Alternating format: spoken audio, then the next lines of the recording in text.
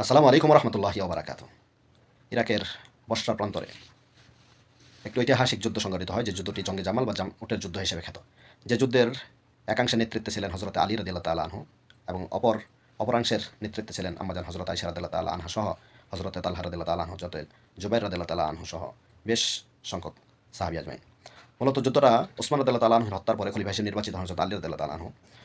তো আলী রাদিয়াল্লাহু তাআলা নির্বাচিত হওয়ার পর পরিবেশ নিয়ন্ত্রণের বিষয়ে তিনি মনোযোগ দেন, দৃষ্টি আকর্ষণ করেন। কিন্তু অপরপক্ষে এই একটি গ্রুপ হযরতে আম্মা জান আয়েশা রাদিয়াল্লাহু তাআলা আনহা সহ তারা চাচ্ছিলেন যে সর্বাগ্রে ওসমান রাদিয়াল্লাহু তাআলা আনহু হত্যার বিচার হোক। কিন্তু পরিবেশ সময় অনুকূলে ছিল না, বিধায় আলী রাদিয়াল্লাহু তাআলা আনহু এইদিকে দৃষ্টিপাত করতে সময় পান নাই। তো এই মতবিরোধের জোরে যে যুদ্ধটি সংঘটিত হয়, সেই যুদ্ধটি ইতিহাসের পাতায় জঙ্গে জামাল বা উটের যুদ্ধ হিসেবে খ্যাত।